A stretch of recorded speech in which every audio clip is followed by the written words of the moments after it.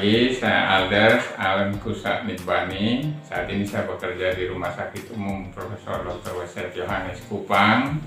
Saat ini saya sebagai salah satu tenaga fungsional dokter spesialis di rumah sakit ini, dan saya sebagai ketua PPRA Rumah Sakit Umum.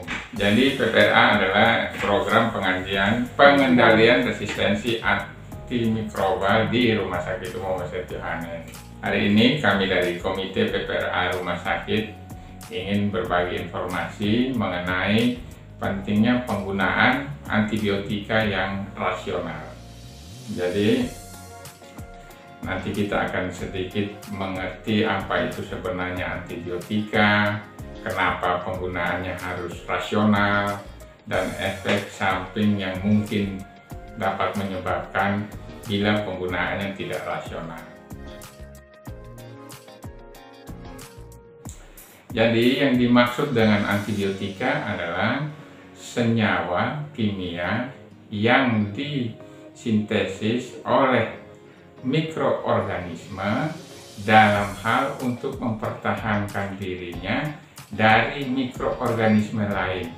Dan senyawa sintetik ini dapat dibuat oleh manusia dengan produk yang begitu banyak dan juga dipakai untuk kepentingan membunuh atau melemahkan atau membuat ketidakberdayaan dari mikroorganisme lain yang dapat menyebabkan infeksi pada manusia.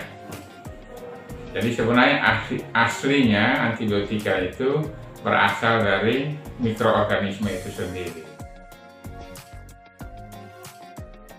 Contoh-contoh antibiotika yang kita kenal, masyarakat umum pasti akan lebih mengenal dengan amoxicillin, ampicillin, cotrimoxazole, levofloxacin, dan banyak lagi yang ada di masyarakat. Tentu ini golongannya banyak sekali. Sementara yang tadi saya sebutkan itu adalah contoh keseharian yang ada di masyarakat.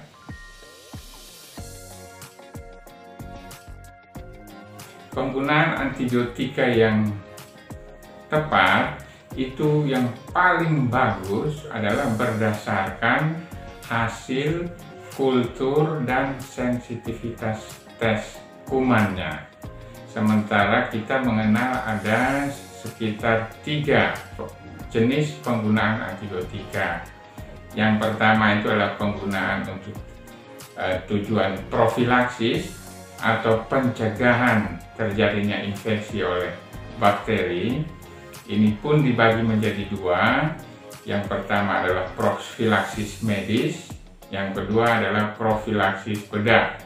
Jadi contoh profilaksis medis misalnya pada orang-orang dengan infeksi AIDS itu dikasih antibiotika untuk mencegah terjadinya infeksi oleh kuman.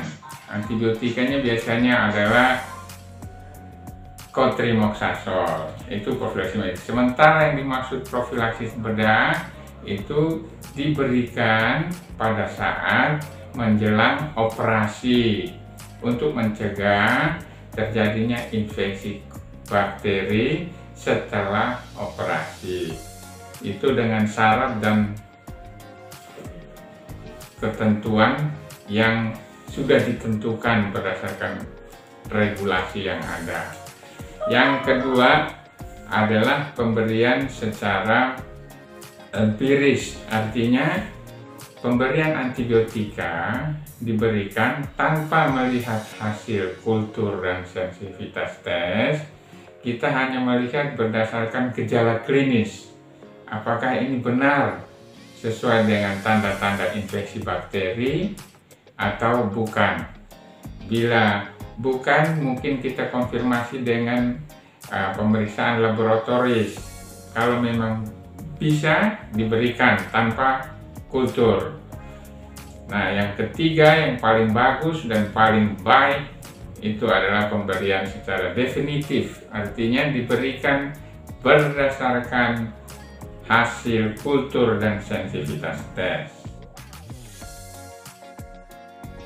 Bila kita memberikan antibiotika tanpa petunjuk atau dasar pemberian yang benar, yang terjadi adalah kita membunuh flora normal di tubuh kita jauh lebih banyak dari yang kita perkirakan. Ini sesuai dengan teori selective pressure, di mana di tubuh manusia yang normal, yang sehat dan kuat, itu ada namanya flora normal. Salah satu flora normal itu adalah bakteri. Dan di setiap saluran yang ada di tubuh kita, flora normalnya sendiri-sendiri. Bila kita berikan antibiotika, yang menderita paling banyak adalah flora normal. Karena mereka semua rata-rata akan mati bila diberikan antibiotika. Sementara yang kita maksud untuk yang menyebabkan penyakit, tapi yang lebih menderita sebenarnya adalah flora normal. Mengutip apa yang disampaikan oleh Alexander Fleming sesaat setelah dia menemukan penicillin, dia mengatakan seperti ini: sangat mudah menimbulkan resisten ketika kuman terpapar dengan antibiotika dengan konsentrasi yang rendah, dan antibiotika mudah didapatkan di mana-mana. Kondisi ini adalah saat ini kita alami, sehingga di warung rokok kecil pun antibiotika dijual bebas, dan ini sungguh sangat disayangkan. Bila antibiotika diberikan hanya sesekali atau tidak sesuai anjuran pemakaian, atau tiba-tiba dipakai karena uang habis atau tidak mampu beli, atau karena obatnya mahal, cuma beli beberapa biji, terus besoknya ada uang beli lagi, atau dikasih 10 tapi diminum cuma 2-3, itu cenderung yang terjadi adalah pemakaian antibiotiknya underuse, artinya di bawah aturan yang berlaku, sehingga bakteri yang sudah terkena itu kita melatih bakteri tersebut supaya menjadi resisten terhadap antibiotika tersebut, dan itu tidak baik.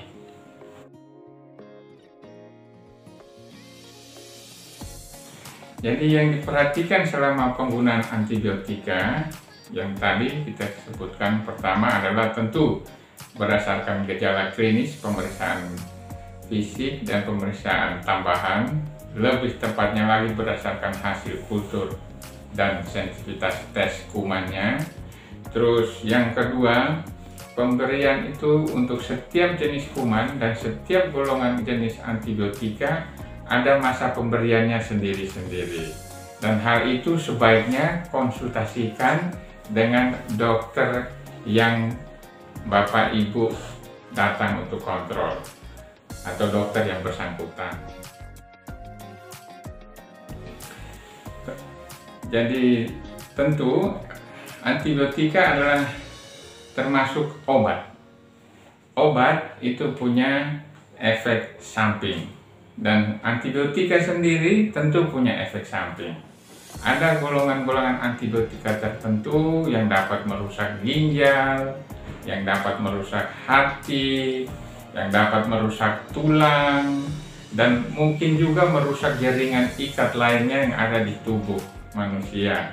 Sehingga kalau pemakaiannya tidak benar, tidak tepat, tidak ada indikasi, berarti yang menderita tubuh kita sendiri.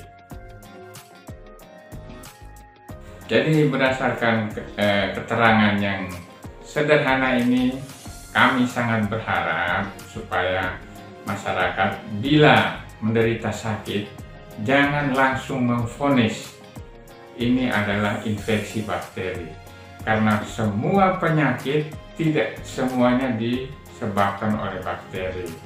Justru yang paling banyak itu adalah infeksi virus, dan infeksi virus itu adalah self-limited disease, artinya sembuh sendiri tanpa diobati.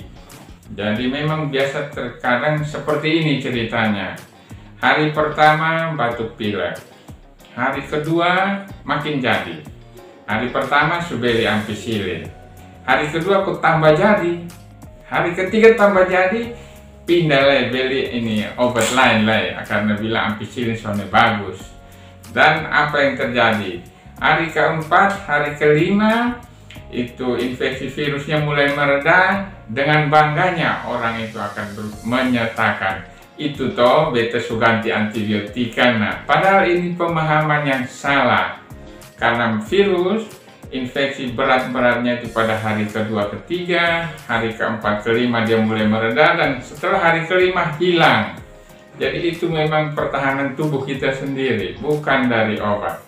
Bila terkena infeksi atau penyakit, sebaiknya ke dokter dulu untuk memastikan ini bakteri atau bukan. Kalau memang infeksi bakteri, memang obatnya antibiotika. Tapi kalau bukan, sayang, kita merusak badan kita sendiri. Saat ini, perusahaan-perusahaan besar farmasi di Indonesia dan di dunia itu sudah malas untuk mencari golongan antibiotika baru untuk melawan infeksi bakteri. Kenapa hal ini terjadi? Karena dari segi pabrik atau segi ekonomi perhitungan untung laba perusahaan, hal ini sangat merugikan perusahaan karena modal yang dipakai untuk mencari golongan antibiotika baru itu bisa sampai triliunan dolar. Sementara setelah ditemukan belum sampai 1-2 tahun obat tersebut sudah resisten sehingga mereka menjadi rugi. Dan antibiotika golongan baru itu ditemukan terakhir itu tahun 2005. Sampai saat ini sudah tidak ada lagi yang berusaha mencarinya. Jadi kalau kita tidak hati-hati, masa depan kita ini menjadi suram. Demikian penyampaian kami dari Komite PPLA Rumah Sakit Umum Profesor Dr. Wesset Johannes Kupang. Semoga informasi yang sederhana ini membantu pemahaman yang benar tentang penggunaan antibiotika di masyarakat. Salam sehat.